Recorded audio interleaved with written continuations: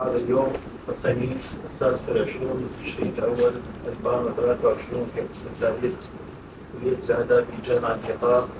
اللجنة مشكلة بموجب الأمر الإداري للعدد 20 على عين 3558 والمؤرخ في 12 من تشرين الأول 2023 بعضوية كل من الأستاذ الدكتور محمود شاكر حميد من كلية الآداب جامعة يقار عضو المشرف، والأستاذ المساعد الدكتور الزمن حسن الكريدي من كلية الآداب جامعة يقار عضوا، والأستاذ المساعد الدكتور حيدر عبد العالي جبر من كلية الآداب جامعة يقار عضوا، والأستاذ المساعد الدكتور نادية جاسم كاظم مركز الدراسات التاريخية والحضارية جامعة بابل عضوا، والأستاذ المساعد الدكتور حيدر عبد الجليل عبد اليسير من كلية التربية والعلوم الإنسانية في جامعة يقار عضوا، ومني أن نتحدث الأستاذ الدكتور حيدر صبري شاكر من كلية التربية والعلوم الإنسانية في جامعة كربلاء رئيسا مناقشة لوحة الدكتوراه المرسومة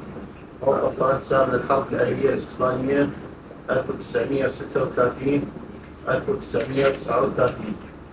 الطالب أحمد جميل صغير. الحمد لله رب العالمين، وأفضل الصلاة والسلام على سيدنا مولانا القاسم محمد وعلى أهل بيته الطيبين الطاهرين. في البدء أود الترحيب بمقدم أخي فاضل الدكتور حيدر والدكتور نادر، ولا أقول لهم أنهم ضيوفا كرام، وإنما أنتم أهل الدار. كما أود أن أرحب بإخوتي في لجنة المناقشة. صراحة موقف فرنسا من الحرب الأهلية الإسبانية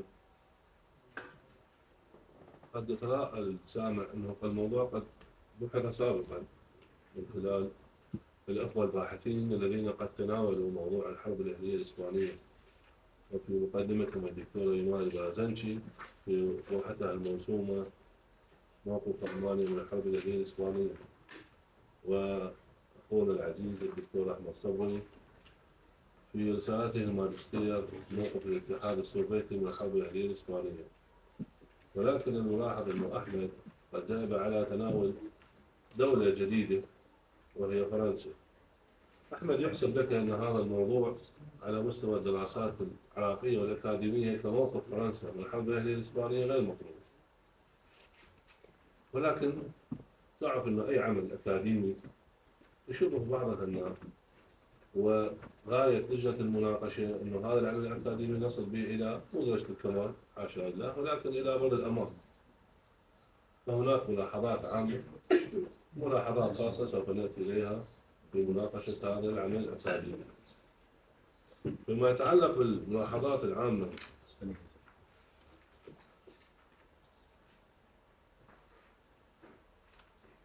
أحمد، الملاحظات العامة يعني بعض المصادر وردت بدون تسجيل معلومات كاملة في الهوامش.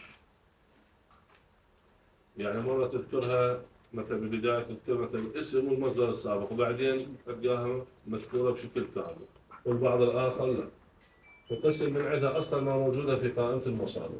وأنا متأكد أنا والأخوة الزملاء قد أشرنا إلى هذه القضية. الأسماء تكتب باللغة الأصلية مالتها، يعني إنجليزي، فرنسي عم نعرفها. تعريف الشخصيات، الشخصيات انت اهملتها، يعني الشخصيات اللي انت موضوعها فيه فرنسا باسبانيا، ركز لنا على الشخصيات بس المعدات تماما، هذا اللي ايضا تنتبه عليه. واكو شخصيات انت تذكرها بالمثل وترجع بعد صفحات تعرفها، معروف انت لازم شنو تعرفها وين؟ اول ما تذكرها اول ما.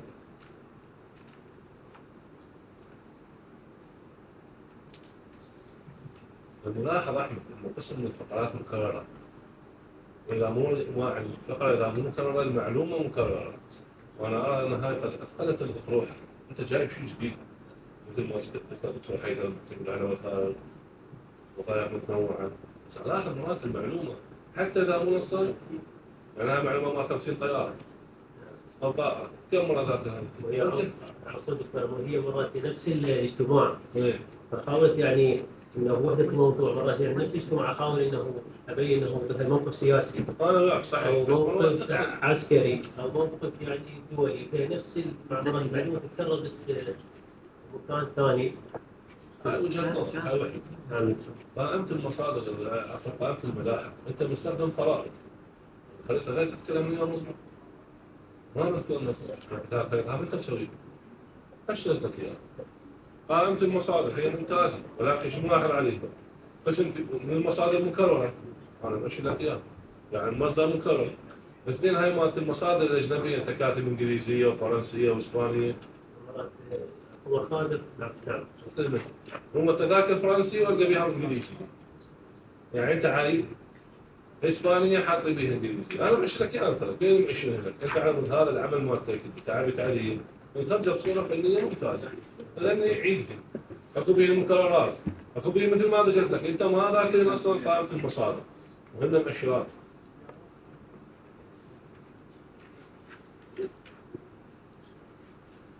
احمد انت بالمقدمه بصفحه واحد ذاكرنا مثل بس بدايه العام 36 اختاريته، ما ذاكرنا مثل ليش اختدمت الروح عام 39، هي واضحه بس انت ما دام بعد اختاريت بدايه السنه 37 نهاية الحرب الأهلية الإسبانية. ما ذاكر بالمقدمه ما ذاكر، انا هاي شو لك اياها. ترى عندك اخطاء املائيه كثيره، مو فقط تصميمات وين تكتب. انت كاتب وثائق موسيقى ما عندنا موسيقى غير واحد، ليش سويتي الافضل؟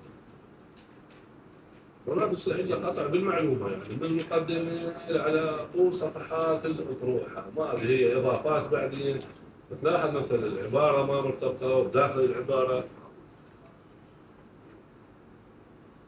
بصفحه 8 بالفقره تقول في حين افاد الباحث في الكتب العربيه والمعربه وتضمنها معلوماتها غير التفصيليه، اذا تم الاعتماد عليها بشكل ثاني، شلون نعتمد عليها بشكل ثاني؟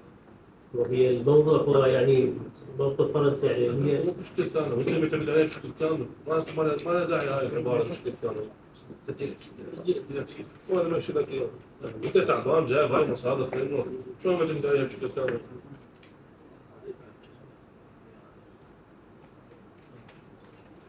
مثلا صفحه 9 وجاءت البحوث المنشوره في المجلات الاجنبيه، ما ذاك لي نموذج، ذاك لي نموذج عربي.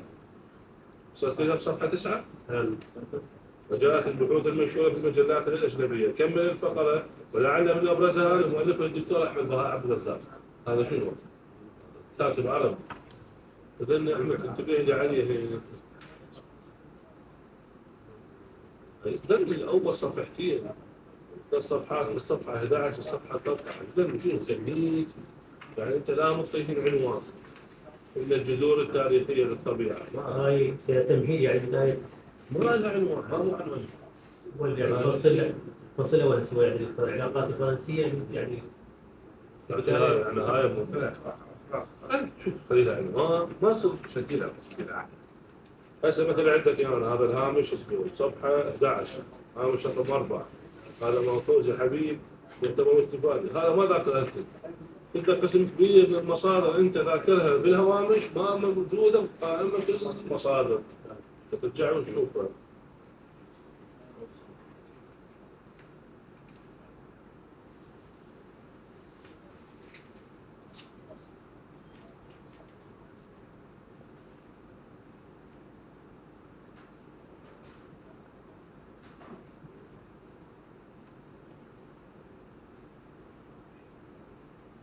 هنا عندنا فقرة 14 يا أحمد، ذاكر عفوا صفحة 14 ذاكر كلامك عن فرنسا بس بالهامش ومعاهدة بازل. نعم. أنت كاتب توقيع اتفاق السلام مع فرنسا، بس نجي نلقاها بالأسفل عندك تذاكرها بالمثل عن إسبانيا وفرنسا، لكن بالهامش عن فرنسا وبروسيا. عفوا هاي رجعتي لها حتى يعني بالمصدر الاصلي نفس المعلومات اصلا تقدر ترجع لها كذا. مو عن هذا مثل ذاك الإسبانيا وفرنسا. هذا يعني هو بازل نفس المعلومات اللي بالمصدر. طلعت المعاهدة بين فرنسا وبين روسيا، مو بين فرنسا وبين اسبانيا مثل ما ذكرت المثل. السلام شو ذاك؟ متأكد. هاي كما أن بصفحة 15 كما أن اسبانيا تنازلت عن الجزيرة الساندي منه، أي وين صاير؟ مثل عندك مواقع جغرافية ما ذاكرنا يعني. وهذه الجزيرة تقع في الدومينيكان، عاصمة البلاد وأبرز مدنها. تحكي عاصمة الدومينيكان؟ نعم، وأبرز مدنها. يعني مو هايتي؟ أول مستعمرة إسبانية كانت. لا أنا قلت هايتي. هايتي في البحر الكاريبي. فهي أمريكا الجنوبية. نعم. بس هي سادة مو هاي لا هايتي. هنا مثلا ساءت العلاقة بين نابليون طبعا أنت الفصل الأول صراحة يعني الفصل ممتاز. ما تقول لك إنه نقد تعطيني تنقيد، لا أنت الفصل الأول أجدت في تصويتك الضوء على العلاقات حصلا ما بين إسبانيا وفرنسا. تثبت يعني كل شيء برشة معلومات لا يحسب لي. بس هناك بعض الملاحظات يعني مثلا نابليون بونابرت وقيصر روسي، من هو قيصر روسي؟ يثبت.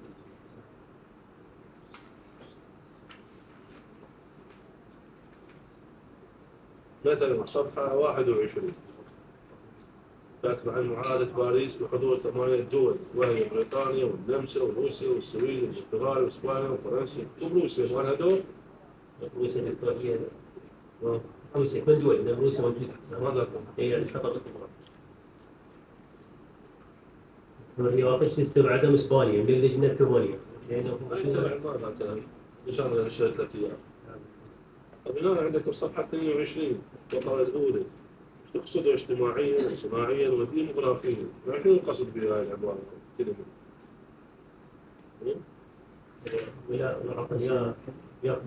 صفحة 22 الفقرة الأولى القطر الواضح.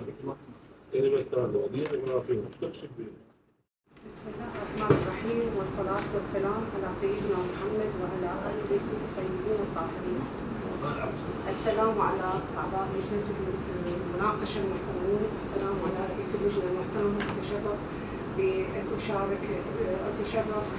أتشارك في هذه المناقشة المباركة، وأقدم الشكر الجزيل لأعمال كلية الآداب التي أتاحت لي فرصة المشاركة في هذه المناقشة المكرمة. لا بد أن أشير إلى بعض الملاحظات التي دونتها أثناء قراءتي أطروحة الدكتوراه موقف فرنسا من الحرب الأهلية الأسبانية 1936-1939.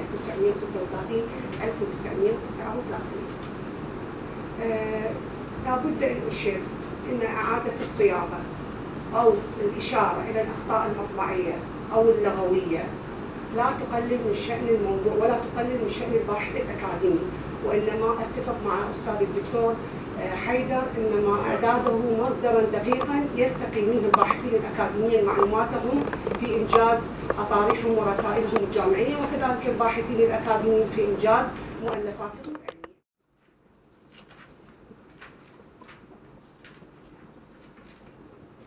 المقدمة هواية إعادة صياغة بيها، يعني المهم مهمة كلش المقدمة، يجي القارئ أهم شيء يطلع على المقدمة. عندك الفقرة الأولى حتى الصياغة أنا عديت لك إياها الصياغة، كتبت لك إياها بقصاصة وسويت إعادة صياغة. الفقرة صفحة 1 الفقرة الأولى بس أحمد تقري لي إياها. لم تكن الحرب الأهلية حدث طارئ في السياسة الدولية بشكل اندلاع حدثا كبيرا في العلاقات الدولية في أوروبا. زين كلمة الشلة شنو معناتها الشلة؟ احنا دائما بالمنهج العلمي دائما نأكد على الكلمات الدقيقة اللي تعطي رصانة علمية للبحث. شنو كلمة الشلة؟ بس انت جاوبني. يعني شلون توترت او تسببت بأزمة؟ شلة احنا المصطلح هو التاريخي شلة. احنا دائما شو نقول لكم بالنسبة للعلاقات؟ تأزمت علاقات او بين الدول. لو ساءت لو تدهورت. لسان عدت لك الصياغه. تعد الحرب الاهليه الاسبانيه 1936-1939 حدثا دوليا فاعلا في تغيير مسارات العلاقات الدوليه، واندلاعها ادى الى تدهور العلاقات الدوليه الاوروبيه. شلون صارت الصياغه؟ يعني هذا السيد منير هاي الصياغه انا كتبت لك اياها، يعني ارجو تعيد تكتبها. تدري شلون يعني من يجي واحد ويقرا هذا لك يعني اهميه علميه. هذه الاطروحه سوف تتحول الى كتاب. امتى تصبح المؤلف؟ حتى المشرف راح يرفع اسمه منها، راح فالشيء ممتاز يعني من يشوفون هيك اهميه له. انا اكد ايضا اعاده الفقره الثانيه بالنسبه ايضا عندك يا سطر بالله السادس قدمت فرنسا الكثير من المساعدات للجمهوريين. طبعا الجمهوريين دائما كل الاطروحات للجمهوريين الميم ما كاتبها، اشرت لك عليها هواي اخطاء لغويه بالاطروحه. بس اقري لي هاي السطرين فقط. قدمت فرنسا الكثير من المساعدات الجمهوريين الاسبان ليس فقط لمساعدتهم على مواجهه قوات فرنسا، ولكن نكايه بالمانيا وايطاليا اللتان كانتا تسعيان للوصول. هاي عندك اخطاء هنا، نكايه واللتان ما كان عندك خطا هنا. اللتان اي شوف هسه انا عدت لك اياها. قدمت فرنسا الدعم للجمهوريين الاسبان لمواجهه قوات فرانكو والوقوف ضد طموحات المانيا وايطاليا للوصول الى البحر المتوسط عبر اسبانيا. هوايه ترى يعني هواي اخطاء ما راح اقولها. الابتعاد عن صيغه المضارع. لاحظت قراءتي للاطروحه من بدايتها لحد نهايتها ان يلتمس يعني هوايه انا حددت لك اياها، ان يلتمس، يعتقد، يوضح. احنا دائما نعلم طلبه الدراسات العليا الابتعاد عن صيغه المضارع، لان احنا شنو اختصاصنا؟ انت شنو عملك في الاكاديمي؟ مؤرخ، فدائما احداثنا بالماضي. انا ما راح اقولها هواي، حتى حطيت لك اياها بالقصاصه. هواي ابتعاد عن صيغه المضارع. هواي عندك اخطاء لغويه هم كتبتها هواي عندك تكرار. راح اعيدها ما راح اقولها. عندك صفحه 8 السطر 13.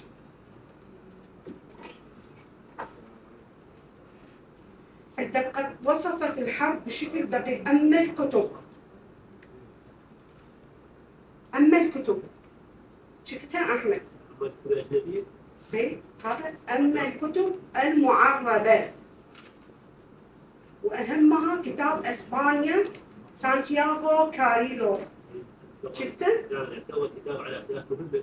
اي نظرا لكون الكاتب كان معاصرا لتلك الحرب. اي احمد انا ما عندي اعتراض على الكتاب هذا كلش مهم وقيم ودقيق ومترجم. هذا مترجم من اللغه الانجليزيه ومن اللغه الاسبانيه. بس الاعتراض شنو؟ كلمه المعربه. ماذا تعني كلمه المعربه؟ ترجمه؟ لا. المعربة، ما الفرق بين المعربة والمترجمة؟ احنا حلقة كاملة سيمينار اخذت الطلاب قلت لهم المعربة ما تكتبوها اطلاقا بالرسائل. الكلمة بدلا من المعربة المترجمة.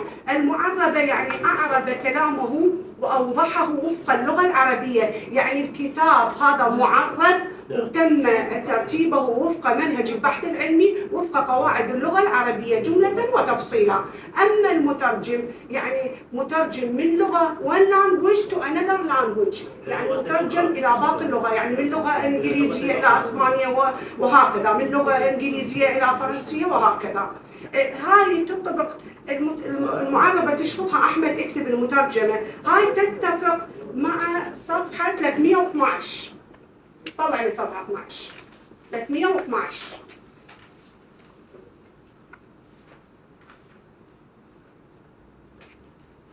صفحة 312 ثالثا أحمد شفت لي؟ صفحة 312 كلمة المعربة، الكتب العربية والمعربة. اشفط لي أحمد المعربة تكتب المترجمة.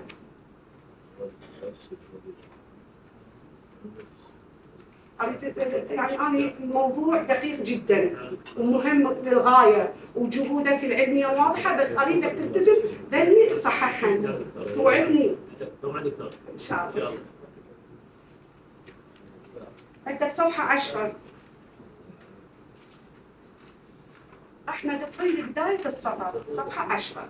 واجه الباحث صعوبات عدة كان أبرزها قلة المصادر العلمية الخاصة بمدة الدراسة سواء في المصادر الأجنبية أو المصادر العربية.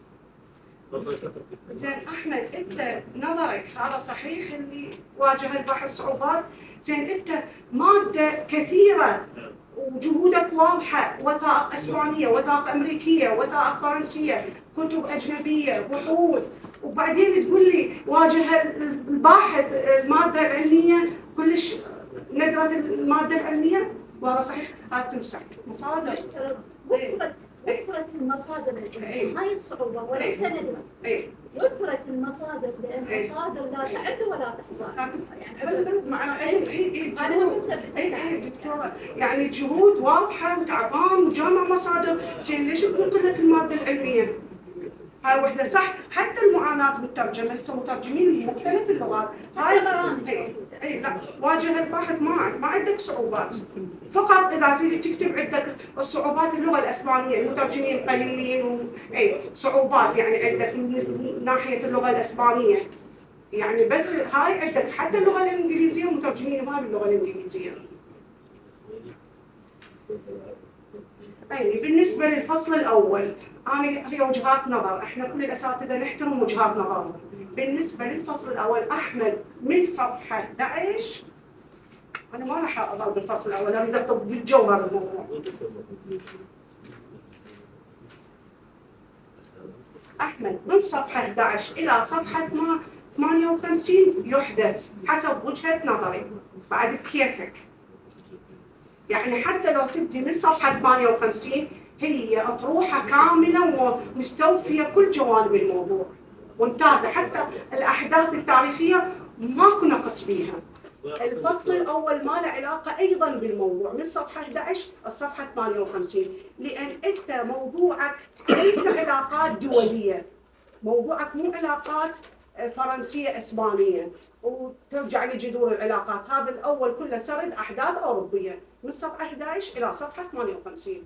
المفروض تبدي من صفحة 58 تبدي بجذور الحرب الأهلية الإسبانية. شو كنت جذورها؟ التكاثر، التنافس الفرنسي الإسباني حول المغرب الأقصى وانعكاساتهم على العلاقات الإسبانية الفرنسية. هذا جوهر الموضوع. يعني هذا أنت كلش سرد ماكو داعي له. الفصل الأول كله يحدث عن حسب وجهة نظري، يعني هذا يحدث. يعني إذا بديت من صفحة 58 يعني حسب ما أقول تمهيدي، التمهيدي يبدي جذور الحرب الأهلية وليست أحداث أوروبية.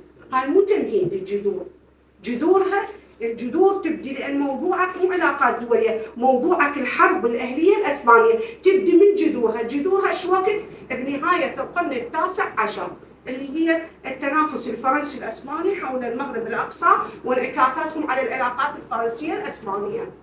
هاي وجهة نظري، أنا بوجهة نظري يحدث هذا الفصل. يبدي لأن أنت تبدي جذور صح تمهيدي، إحنا دائما نقول الأطروحة أو رسالة التمهيدي تبدي من جذور الحرب الأهلية الإسبانية اللي بدأت جذورها من نهاية الأواخر القرن ال19 اللي هي التنافس، اثنين تنافس فرنسا واسبانيا حول المغرب العربي. كم مغرب عندنا؟ السؤال. المغرب العربي. المغرب الادنى. من هي المغرب الادنى؟ وصلوا بموضوعك. المغرب الادنى منو؟ وعندنا المغرب الاوسط وعندنا المغرب الاقصى. موضوعك هو شنو؟ المغرب الاقصى. الاقصى اللي هي المملكه المغربيه، والمغرب الاوسط من هي؟ هم تدخل بصلب موضوعك. المغرب والجزائر. نعم ممتاز. الجزائر هي المغرب الاوسط، والمغرب الادنى اللي هي تونس. هذا اللي نحدثه.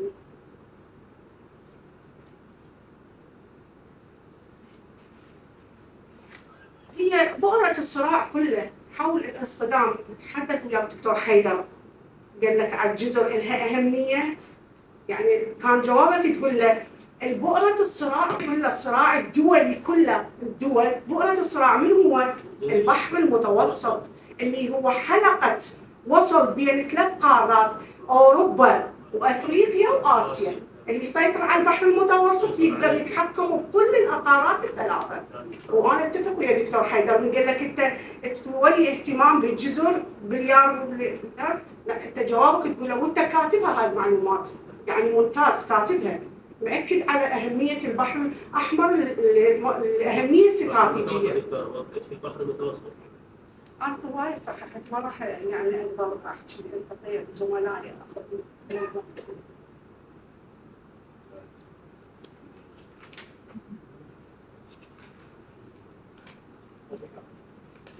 أنا مأشرت لك ما راح أقول كلهم. بالنسبة عندك هنري فيليب بيتان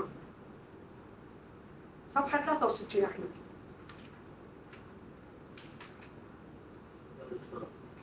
شو نستخدم له مصدر؟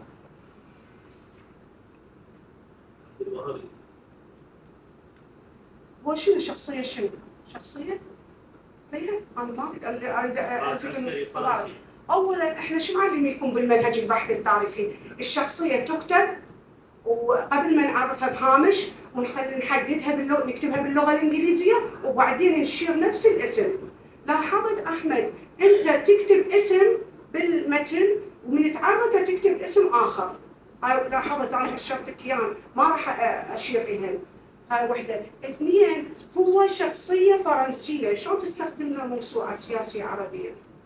يعني يجوز شخصية فرنسية معروفة، حتى لو احنا دائما الطلاب يقولون احنا ما نقدر ترجمة كتب فرنسية او اسبانية، دائما نقولهم باللغة الانجليزية وانت مستخدم كتب باللغة الانجليزية. عبد الوهاب واكثر شخصيات الاوروبيه بس هو عليك اسمه، بس هو شخصية فرنسية. عبد الوهاب القيالي هاي موسوعة سياسية هو يعني هاي عرف الطلبة اللي ما يعرفون يجون بالعربي، بس انت المفروض تستخدم على الاقل مصدر انجليزي. يعني استخدمت لك اياه شليدز جيم ذا اكستريم رايت ان فرنش فروم بيتان تو ليوان. هاي كتبت لك اياه، حتى المصدر الانجليزي طلعت لك اياه. وايضا انت مستخدم ما كتب انجليزيه، شفت نفس الشخصيه موجوده هنا. عندك كل الاطروحات عدم التمييز بين التاء الطويله والتاء المربوطه والهاء واي الشرط. يعني عندك السطر الثالث انا كتبت لك، يعني مو شيء داخل بشكل عام. مثلا السطر الثالث عندك واضحه، ايش كاتبها؟ لمن انتهت؟ نفس الصفحة؟ مو بس هاي الصفحه، كل الاطروحه. يمكن الاساتذه منتبهين على هذا الشيء. اذا الهاء تكتبها تاء مدوره، اذا التاء المدوره اوضحت تكتبها تاء مربوطه، الهاء ايضا مكتوبه. يعني كل الاطروحه شفت يعني اخطاء لغويه. عندك كلمه واضحه كاتبها هاء، وافقت تاء طويله لو تاء مدوره، ايضا كاتبها تاء مدوره. ايضا واجهه كاتبها تاء وايد يعني طلعت انا اشرت لك اياه. عندك ميثاق سطر 1900، هذا سطر التاسع. ميثاق جنود بالرياض. بعد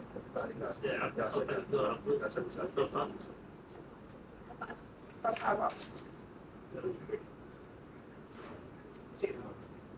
طبعا هذا ميثاق كلش مهم. هذا الميثاق كلش مهم، يعني خاصة بموضوعك. انت اولا ما معرفه، المفروض شو تسوي؟ تخليه باللغة الانجليزية تكتبه وتعرفه بهامش. انا كتبت لك اياه، حتى المصدر طلعت لك اياه. هو هذا ميثاق اجتمعت دول 15 دولة أوروبية في باريس، نصت على استنكار الدول استخدام الحرب في حل المنازعات الدولية. هذا مهم. حتى المصدر هي General Treaty for Renunciation of War and Settlement of National Policy. الموقف الشعبي في فرنسا، وتاخذ لي من عندها موقف الرأي العام وموقف الصحافة. وأنت أشرت يعني في ثنايا أطروحتك أشرت إلى موقف الصحافة. لو من فرق لي إياها بتخصص كانت تطلع أطروحتك بأبهى ضلة. هذه وجهة نظر، يعني أنا ما ألزمك بها. أنا دائما أكرر في كل مناقشة مقولة جدا جدا تعجبني للشافعي، يقول: مذهبي صواب يحتمل الخطأ، ومذهب الآخر خطأ يحتمل الصواب. فأنا أقول لك وجهة نظري قد أراها صواب وهي تحتمل الخطأ، وقد أرى في وجهة نظرك خطأ وبالتالي قد تكون صواب. فما بين وجهة نظري ووجهة نظرك اختلفت وجهات النظر، فكل ما أبديه هو وجهات النظر وأنت لك حرية الاختيار. لكن كنت أتمنى أن تكون يعني الخطة العلمية لأطروحتك يعني كالكيفية هذه. فيما يتعلق في عام 1939 نحن يقينا نعرف أن الحرب الأهلية انتهت عام 1939، لكن السؤال: هل تناولت أحداث عام 1939 في ثنايا أطروحتك يا أحمد؟ شارين اخر شيء الحكومه الفرنسيه في موضوعين لا غير، يعني في صفحتين فقط، احدهما في الفصل الثاني في احد مباحثهم، والاخر في المبحث الثاني للفصل الرابع فقط، وانطيتني اياها في شيء يعني سطر واحد اشرت الى عام 1939. كل تركيزه كان عام 1936 37، حتى 38 يعني اذا وازنت الاحداث عندك يكون ما متوازنه مع هذه. 38 وصلت فرنسا اكثر من حكومه انتقاليه، وهذا اللي انت ما اشرت اليه. انت تعرف انه المرحله الزمنيه اللي انت تناولتها هي حكومات يعني متنقله كثيره، انتقاليه كثيره شهدتها فرنسا. انت ركزت لي بس على حكومتين، يعني قدام الحكومتين هو على ليون بلوم والحكومه الاولى من يعني عهد وعلى ديلادير. وطبعا انت لفظة ديلادير هي مو صحيحه، لا عندنا انت اشرت الى انه هو ديلادير، هو صحيح بالفرنسيه يكتب اي ار نهايته. هم اصلا الفرنسيين بصوره عامه حرف الراء ما يوفق عندهم، يلفظوه غير متعارف غير، فهو الاي ار اذا اجت اخر الاسم يلفظوه ه، فلذلك هو الاصح ديلادير بونكاريه. هسه تلاحظ هو يعني بالهاء اللفظ، فانت ما رمضتني يا ديلادير وما رمضتني هذه. انا ما راح نهائيا اناقشك بالامور المنهجيه، لان الاساتذه كفوا ووفوا يعني اشاروا لك الى كل الاخطاء المنهجيه. انا حتفاصل وياك الاشياء اللي شفت بيها امور تستحق ان نقف عندها.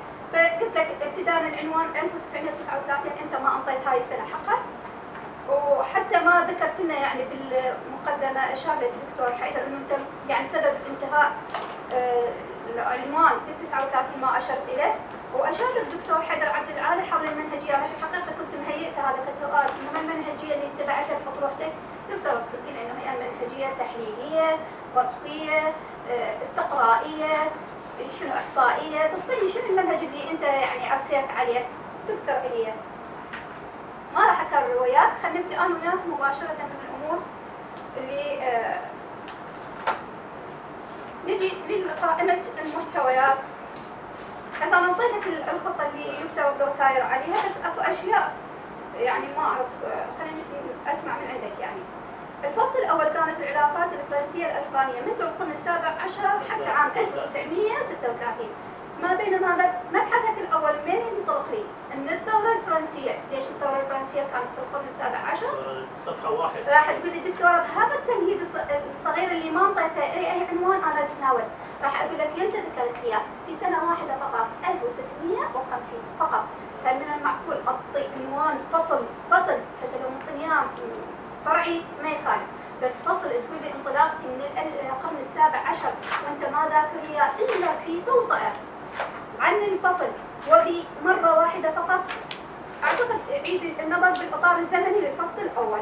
يعني هسه انا ما راح اختلف وياك حول العلاقات تسميه غير صحيحه، لان العلاقات اذا تريد تاخذها علاقات دوليه يعني international relations لازم تعطينيها في كافه الجوانب، العلاقات الاجتماعيه والثقافيه والسياسيه والاقتصاديه والدبلوماسيه والعسكريه. انت ماشي على خط واحد فقط. لا هو هنا قايل القرن السابع عشر، هو حتى يعني انطلاقته مو دقيقه. وأكو أمور ما كان يعني يستوجب أنت تتطرق لها. حرب القرن على سبيل المثال لا فرنسا طرف بها حتى أنا أعرف الموقف الأسباني، ولا أسبانيا طرف بها. هي حرب شملت كل أوروبا، الكل ما بين التوافق والضد. أكثر شيء فرنسا وبريطانيا هو الأساس. ما لها دخل، ما لها ربط بأسبانيا حتى أنا أربطها كعلاقات دولية يعني. دكتور عفوا يعني هو فرنسا يعني أرادت استدراج إسبانيا.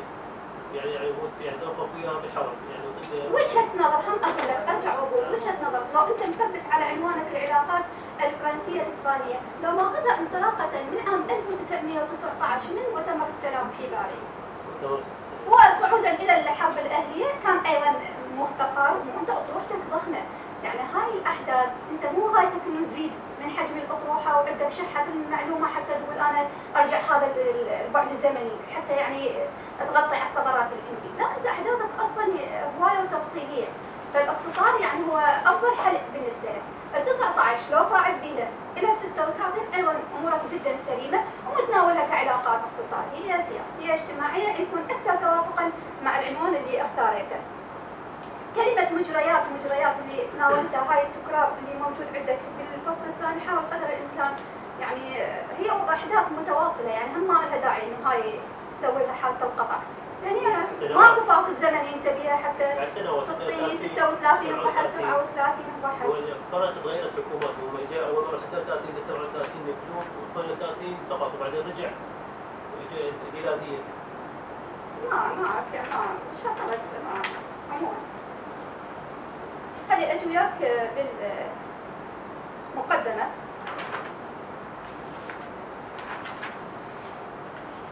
في صفحه 5 اعتمدت الأطروحة على مجموعة من الوثائق غير المنشورة التي حصل عليها الباحث، وأهمها الوثائق الفرنسية. انطيتنا هذه الوثائق اللي هي دوكيومنتسو اللي هي يعني بالفرنسية دبلوماسيكو فرانسيز، هذه اللي انطيتني اياها وقلت لي هي هاي عبارة عن وثائق أصدرتها وزارة الخارجية الفرنسية في 3 ملفات. خلي أنا وياك نسولف هاي الوثائق. إذا تقول لي وثائق وزارة الخارجية الفرنسية، فمو هذه الوثائق اللي أنت أشرت إليها. وثائق الخارجية الفرنسية معروفة بوثائق أماي، وهذه الوثائق إلى يومنا هذه محيطة بالسعودية، خصوصاً من ما بين الحربين العالميتين ومرحلة الحرب العالمية الثانية، لأن انتكاسة فرنسا بالحرب العالمية الثانية خلتها يعني وكأنما تاريخها مخزي، فلذلك متحفظ عليها. هذا اللي أشرت إليها أنت هي مو وثائق وزارة الخارجية الفرنسية، هذا هو كتاب وثائق، لأن وزارة الخارجية اللي قلت عليها مختصرة فقط في أماي. أما هذا العنوان اللي أنت قلت 3 ملفات، هي مو 3 ملفات، هاي أكثر من 26 سلسلة أنشأتها أو أصدرتها اللجنة الدولية التابعة لوزارة الخارجية. نفس العنوان هذا العنوان بالضبط اللي انت مستخدمه هو كتاب وثائقي. كتاب وثائقي انا طلعته موجوده وحلتها عندي. المجلدات عندي نفس المجلدات موجوده، طلعتها على موقع رسم وزاره الخارجيه يا ولد الشؤون الاوروبيه يا ولد انت يا ولد الورود، موجود عندي على درايف. نعم موجود على درايف، نزلت ال 26 سلسله، هسه اطلع لك اياها بالمضبوط اللي استخدمتهم انت. بالمناسبة الوثائق اللي تقول أنا اعتمدت عليها الفرنسية استخدمتها أنت في 3 مواقع فقط، فهذا لا يعتبر اعتماد. نفس الحال فيما يتعلق بالوثائق السوفيتية اللي تسميتك لها خطأ بالروسية السوفيتية، استخدمتها لمرة واحدة فقط وحددت لك حتى الصفحة، أعتقد 284 286 الوثائق السوفيتية هاي بالشسمة. فهاي هو كتاب وثائقي وأنا أنطيتك يعني تفاصيل دقيقة عنه، أنا ثبتت لك إياها وقالت لي أدز لك إياها وتستفيد منها. بالضبط نفس العنوان بالضبط يعني كوبي بيست، لكن الاختلاف وين؟ جهة الإصدار. في كل سلسلة راح تشوف جهة الإصدار بالنسبة عندك مختلفة. فيها الوثائق ظني فيها يعني عدد وتاريخ بالضبط، ما أقول لك كوبي بيست بس جهة الإصدار مو أنا قلت لك حملت الموجودات عندي، أدز لك وقت الاختلاف أشرح لك عليه حتى يعني تعرفها. الوثائق الألمانية اللي انت أخذتها Document of German Foreign Policy 1945،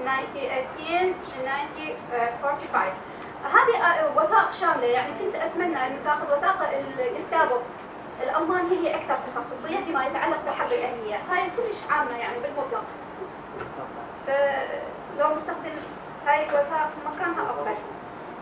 نفس الصفحة صفحة 6 هذه أطروحة الدكتوراه مال الدكتورة إيمان، ترى طبعت كتاب عنوانه الحرب الأهلية الأسبانية دراسة في الدور الألماني والموقف الدولي 36 39، فما أعرف الظاهر أنت يعني محصلها كأطروحة، فللتنويه هو طبعت كتاب وليس أطروحة يعني. عدة وثائق أسبانية جدا مهمة وغير منشورة، يعني كنت أتمنى يوم نتواصل وياي كان يزودك بها، فهي تعزز يعني من أطروحتك وجدا مفيدة. International Military هذه كل شيء اللي هي تتعلق حتى بالجزء النازي، مهمة أسبانية تعتبر فد إضافة، إذا تريد تتواصل وياي وأنا أزودك فيها. ومن الصحف أهم صحيفة تأخرت عنها صحيفة هيستوريا الفرنسية موجودة مجلدات ورقية تلقاها بالمتنبي تريد تحملها على الموقع الإلكتروني. هيستوريا معروفة تعطيك أحداث تاريخية مضبوطة. صحيفة اللغات الفرنسية. لا هيستوريا أضبط تعتبر الرسمية لهم. العالمية تعتبر. لا الهيستوريا لها إصدارات دقيقة كل شهر تصدر. موجودة حتى على مجلدات، أنا عندي منها مجلدات ورقية موجودة على موقعها الإلكتروني.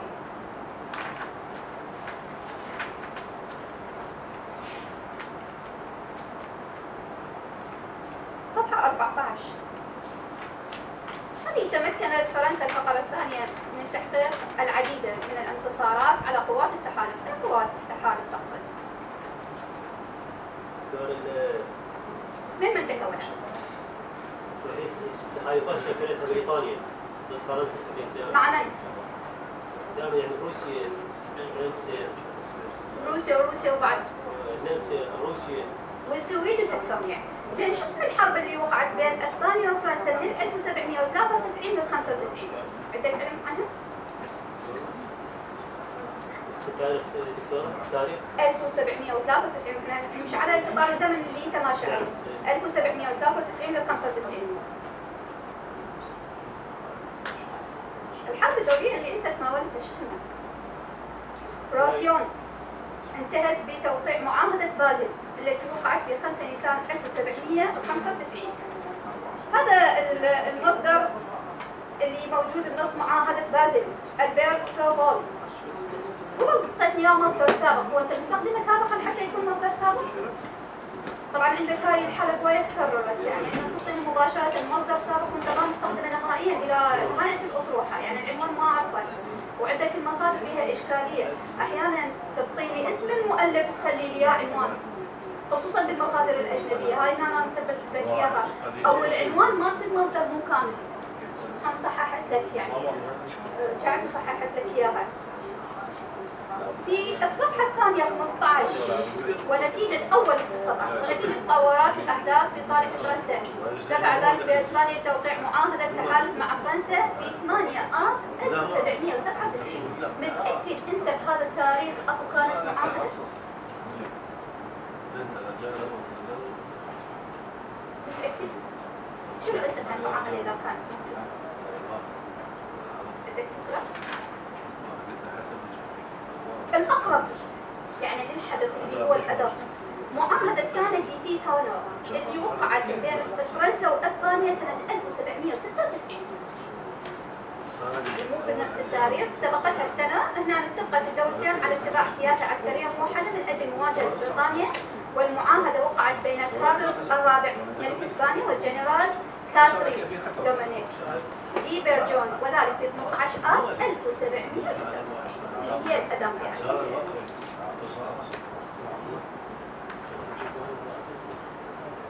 هذا عندك المصدر. طبعا جرت العاده يعني ان نطرح الملاحظات العامه للموضوع ثم بعد الملاحظات التفصيليه.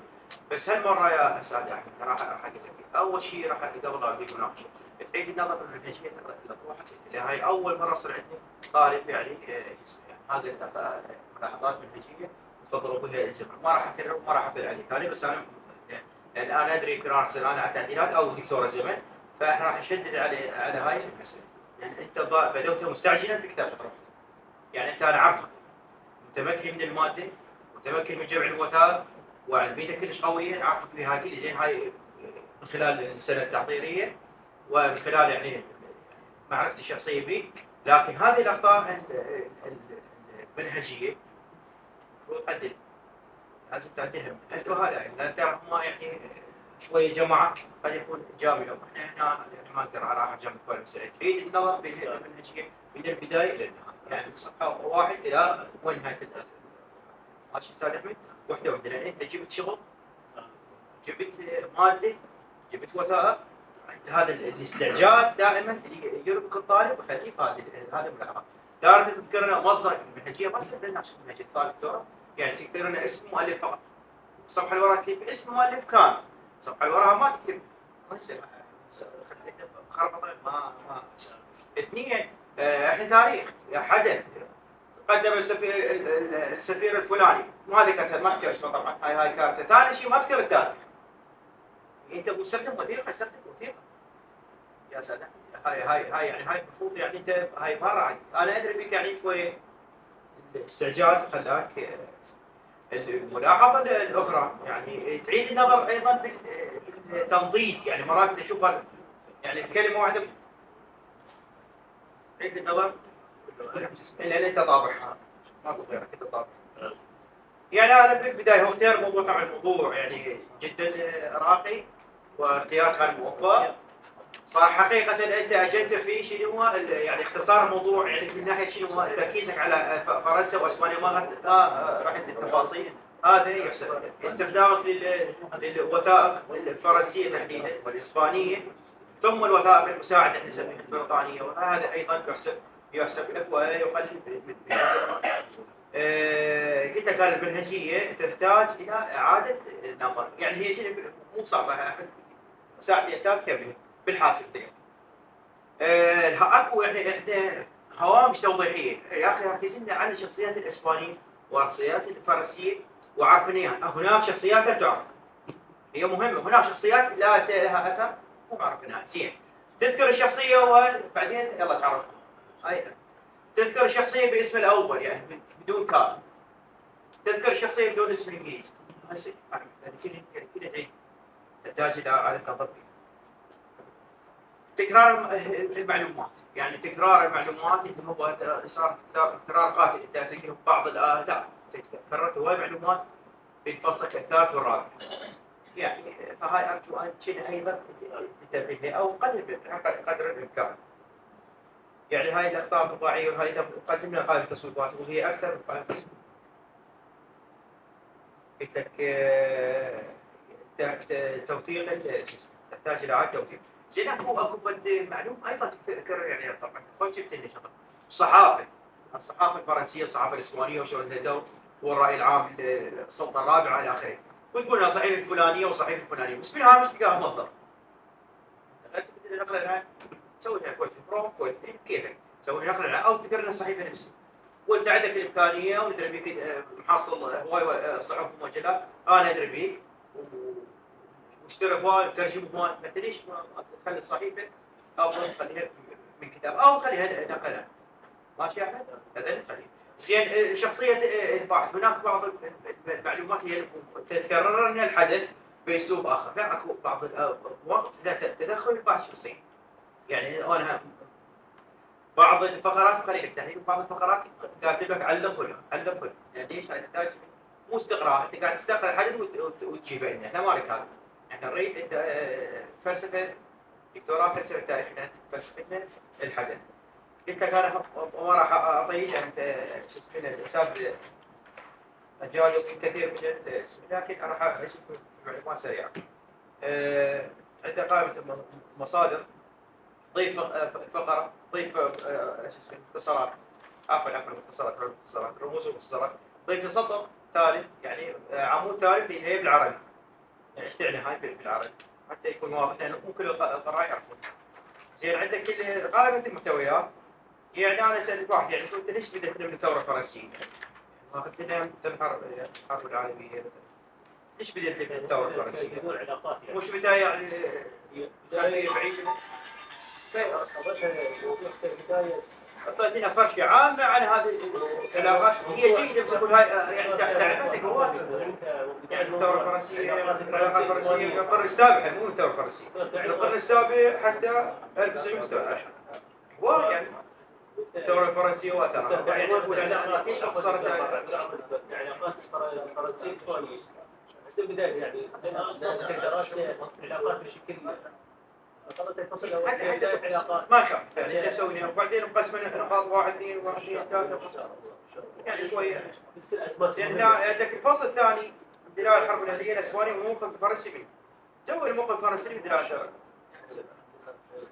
الفرنسي من دلال. عندك المقدمه يا استاذ، تارة يعني هسه الدكتور يسال دورات كم، تارة البحر الابيض المتوسط، تارة البحر المتوسط، واحد وش يدل على البياض صعب. البحر المتوسط الانجليزيه ما نقول البحر المتوسط يعني ما موجود اصلا. وحد يعني واحد انت في نفس الصفحه ذاكرها 3 مرات 4 مرات، ساعه بحر ابيض ساعه بحر متوسط ساعه واحد. لو اسوي هيك شيء لو زين هاي مثلا اختار الباحث وبعدين ارتئينا وبعدين هاي شويه نستخدم عبارات من دراسات سابقه كتبت عن الموقف، هاي ما ذكرناها في بدايه المقدمه. تقول الدراسات اللي سبقت هاي الدراسه يعني مواقف الدول الاخرى الى اخره. وايد وايد. التساؤلات ايضا تحسب لك لكنها كثيره جدا. حاول تحطنيها بسؤالين مركزيه او 3 يا سلام. اسئله كثيره ضايفني وهذا شيء جيد، ولكن يعني اختصرنا يعني في زين هنا اكو يعني هاي المصادر ذاكرها كلها مصادر وثائق فرنسيه ووثائق هاي انت ابرز المصادر اللي استخدمتها اكثر من 10 مرات يعني مو شرط مصدر حتى المقدمه مالتك صارت ايش تسوي يبقى المقدمه نظافه بعد من المصادر، هي لو مقدمه لو نظافه بعد من المصادر جرت العاده مقدمه.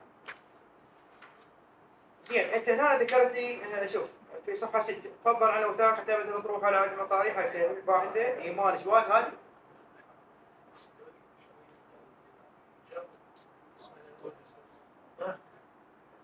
احمد جاوب على ملاحظات دكتور حيدر. جاوب ما سمعت ولا جاوبت على اي شيء. تعال عندك هذا الدور الالماني للحرب والتهديد الاسباني صاد 6 صفحه 6 شو تقول احتوت الأطروحة على معلومات من حيث انها اتبعت المنهج العلمي في تحليل الاحداث. يعني هل هناك دراسات ما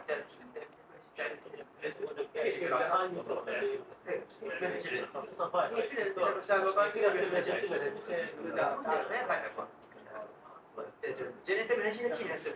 انت منهجيتك هسه تروح شيء شلون شنو عندك؟ شلون ما كاتب منهجيتك كتاب ما كاتب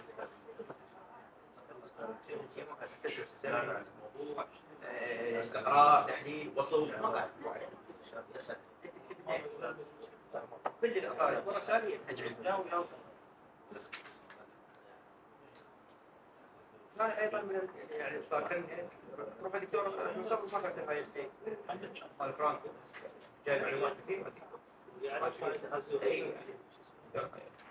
ذاكرها بالبدايه صحيح. يعني واجه الباحث صعوبات قلة المادة العلمية. ليش قلة المادة العلمية؟ هواي مصادر. هاي أول شيء الخاصة بالدراسة سواء من المصادر الأجنبية من العربية. هسه العربية مش طريقة بس ينشوها يعني. معاناة الطالب في الترجمة. أنت اخترت يا قال لك لازم تخلي شنو صعوبة تواجه معاناة الطالب هو مثلا يعني اللغة الإسبانية صعوبة في الترجمة مو معاناة الطالب الفرنسي تذكر شيء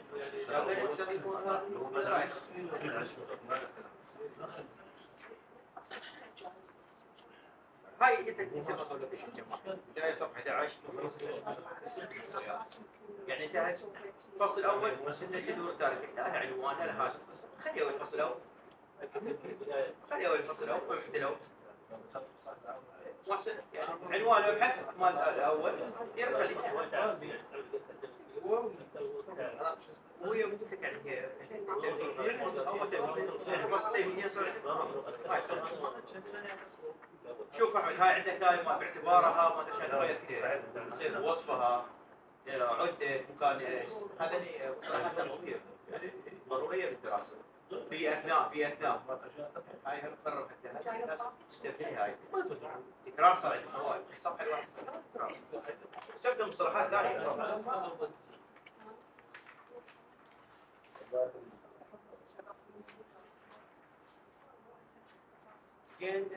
عندك صفحة 15 واجهة إسبانيا يعني الفقرة الثالثة ورقم 3 بالمثل واجهة إسبانيا صعوبات من الرجال الفرنسي والبريطاني حكم الدولة المجاورة لها وتربطها روابط متعددة من حيث الحدود المشتركة والعالم شنو العالم مثلا في إسبانيا؟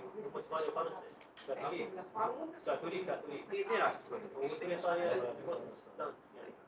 فهم كلهم كل الدولتين تعتبر هي وريثة يعني كنيسة وتدافع عنها. يعني تعرف سؤال شعب الدين.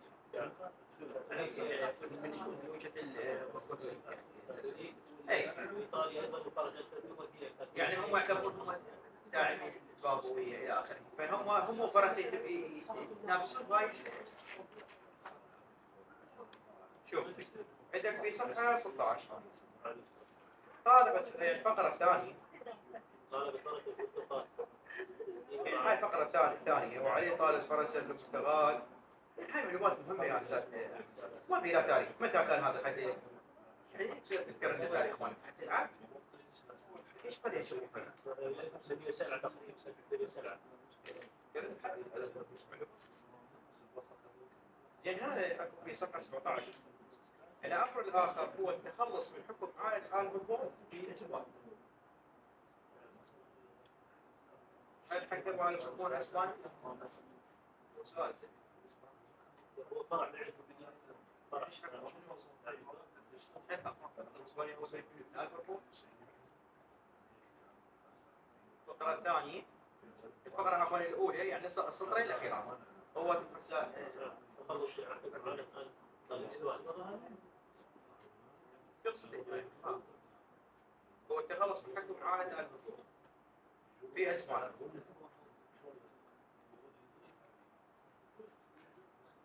شوف لك غير هذا هو سؤال هل عارف الحكم الإسباني أم فرنسي؟ دولة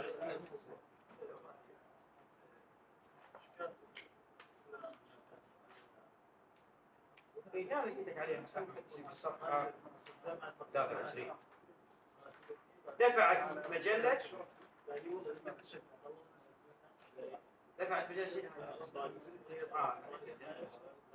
زين هذا المقال انت كده عوف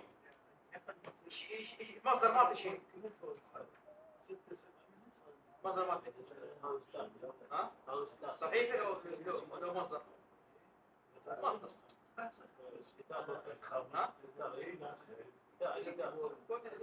نقل عنها صحيفة صحيفة هاي هي نعم أيضا الفقرة الثانية وفي أثناء ذلك في نفس الصفحة وفي أثناء ذلك أرسل برقية إلى حكومة. من الذي أرسل برقية ومتى هذه البرقية؟ متى تاريخها هاي البرقية؟ وأنت إذا مستخدمها وثيقة تاريخ.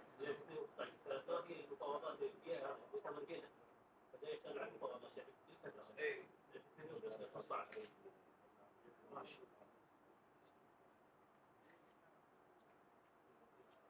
شوف هسه هذيك الصحيفة كتبتها باللغة الإسبانية واللغة الإنجليزية يعني هاي ما ذكرها بالعربي. هنا صحيفة الجورنال ديبا ما كاتبة بالإنجليزي فيها بالإنجليزي.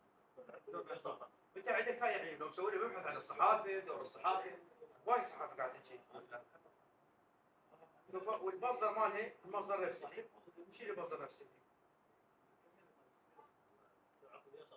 مصدر نفسه يعني لا مصدر هذا ما تفضل تفضل يعني مو صحيح نقلا عنه صح مو صح.